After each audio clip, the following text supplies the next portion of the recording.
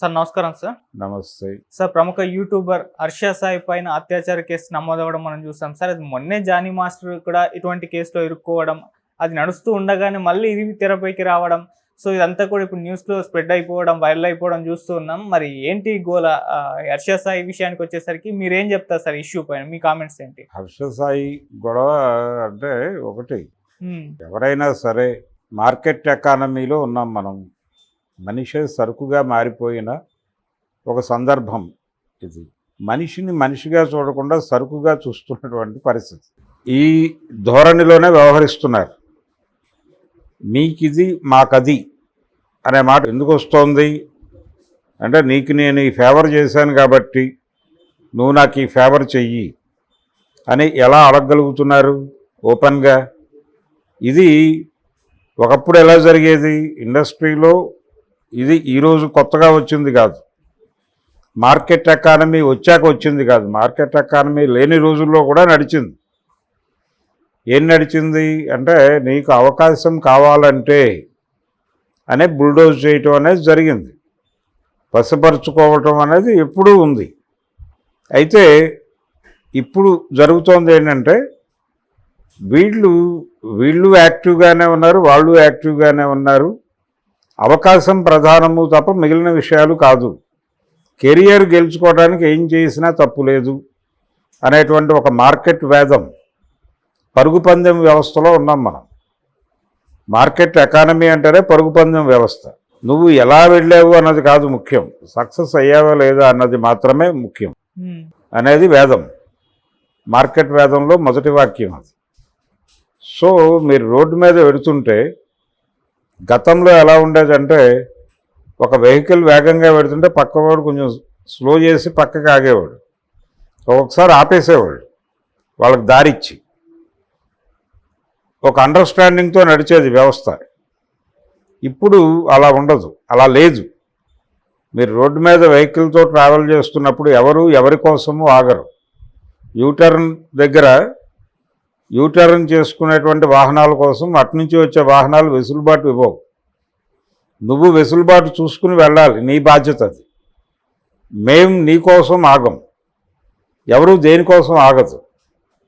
మేము యూటర్న్ తీసుకునేటప్పుడు కూడా మేము నీ దయాదాక్షిణ్యాల కోసం వెంపర్లాడడం.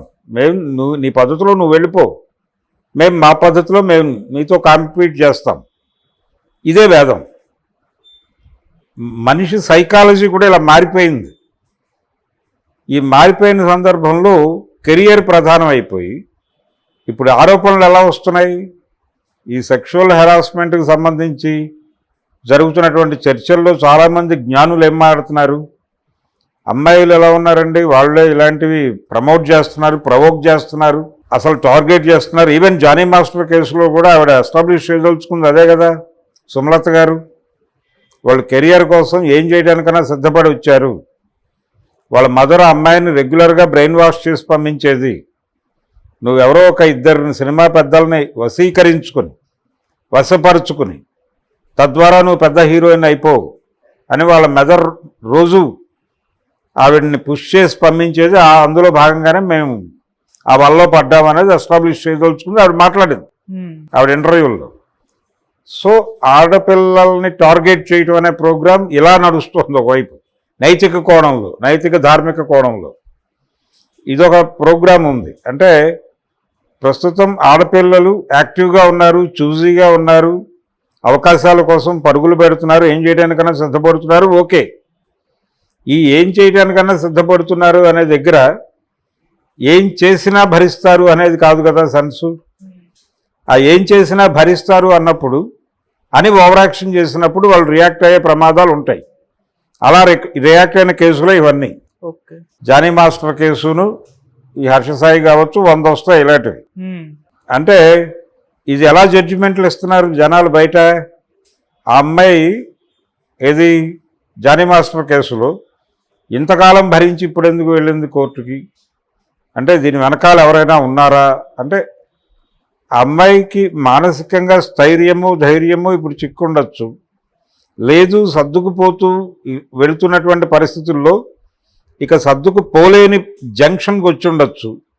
ఆ జంక్షన్ దగ్గర రిఫ్ట్ వచ్చేసి బయటకు వచ్చేసి పూర్తి స్థాయిలో అటాక్ చేద్దామని ప్రయత్నం చేసి ఉండొచ్చు. తప్పేం లేదు కదా. ఎప్పుడు బరస్ట్ అయింది అనేది వేరే విషయం. ఆ అమ్మాయి ఏం చేసింది? బరస్ట్ అయ్యి వెళ్ళి కేసు పెట్టింది. అంతకు మించి మనుషుల్ని పెట్టి అతన్ని చంపించే ప్రయత్నం చేయలేదు కదా. వెళ్ళి కేసు పెట్టింది గౌరవప్రదంగా. కోర్టు జరుపుతుంది కదా, విచారణ దర్యాప్తు జరుగుతుంది కదా. అది ఇప్పుడు జరుగుతుందా, 5 ఏళ్లకు తేలుతుందా అనేది వేరే విషయం.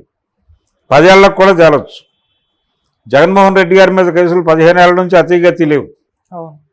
కాబట్టి ఈ కేసు ఎప్పుడు తేలుతుందో గ్యారంటీ లేదు. తేలిన రోజున ఒకవేళ ఈ అమ్మాయి బాధ్యత కేసు పెట్టడంతో అయిపోలే.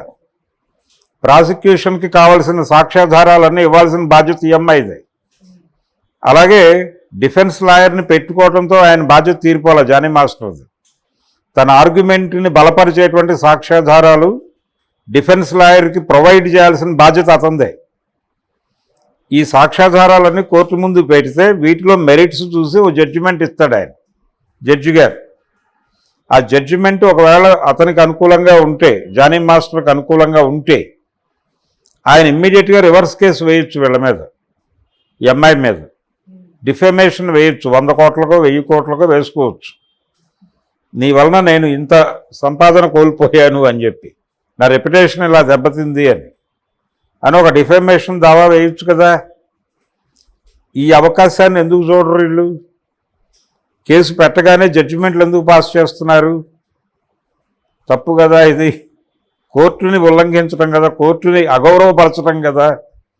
ఈ యాంగిల్లో ఎవరూ ఆలోచించరు. ఎవరి పద్ధతిలో వాళ్ళు స్పందించేసి జడ్జిమెంట్లు పాస్ చేయటం అనేది ఒక కల్చర్గా మారిపోయింది. ఇందులో భాగంగానే ఆడపిల్లల్ని టార్గెట్ చేయటం.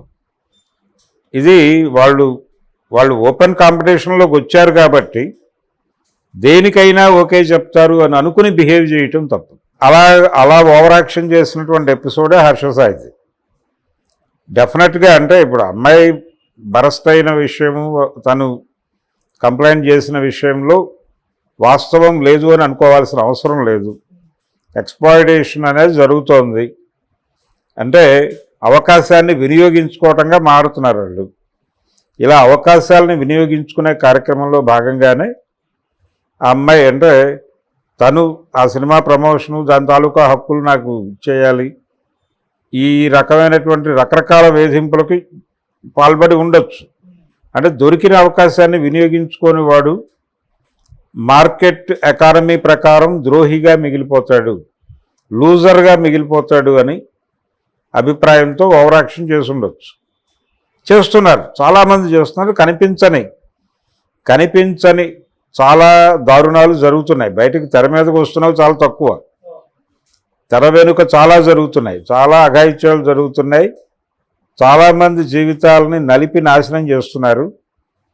కాబట్టి హర్షసాయి ఇష్యూ పెద్ద ఆశ్చర్యపోవలసిందేం కాదు. డెఫినెట్గా ఇలాంటి వాళ్ళని అంటే నా అభిప్రాయం అయితే ఈ సెక్షువల్ హెరాస్మెంట్స్ అనేది ప్రతి చోట జరుగుతోంది. ఇది సినిమా ఇండస్ట్రీలోనూ, లేకపోతే మీడియా ఇండస్ట్రీలోనూ, లేకపోతే ఐటీ ఇండస్ట్రీకో పరిమితమైంది కాదు. ఇది ప్రతి చోట ఉంది.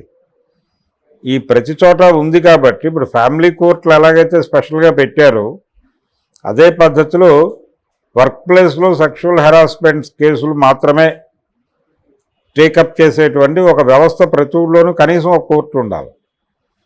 ముఖ్యంగా కాస్మోపాలిటన్ లేకపోతే మెట్రోపాలిటన్ సిటీస్లో అయినా ఉండాలి. ఉంటే ఏమవుతుందంటే, దీనికి చట్టం వచ్చిందే ఈ మధ్య 2013లో ఎప్పుడో వచ్చింది అది. కాబట్టి చట్టం తీసుకొస్తే పని అయిపోదు, దాన్ని అమలు చేయటానికి ఇప్పుడు ప్రతి 10 మంది ఉద్యోగులు ఉన్నటువంటి ప్రతి ఆఫీస్లోనూ ఒక కమిటీ ఉండవలను అని కూడా ఉంది దానిలో, చట్టంలో. ఎన్ని ఆఫీసుల్లో ఉంది కమిటీలు? ఎవరా కమిటీల్లో ఉంటున్నారు? ఎవరికి చెప్పుకోవాలి వెళ్ళి? సినిమా ఇండస్ట్రీ వాళ్ళు ఈ మధ్య దాకా ఇప్పటికీ మాట్లాడుతున్నారు. రెడ్ బాక్స్లో మీరు కంప్లైంట్ పడేయండి, మేము చూసుకుంటాం, వాళ్ళ తాట తీసేస్తామని. ఏమీ తీయరు. సమన్ చేసే పవర్ లేదు వాళ్ళకి. సమన్ చేస్తే రావాలి అని ఉంది, కానీ సమన్ చేస్తే రాకపోతే తీసుకొచ్చి నించోబెట్టే మెకానిజం లేదు.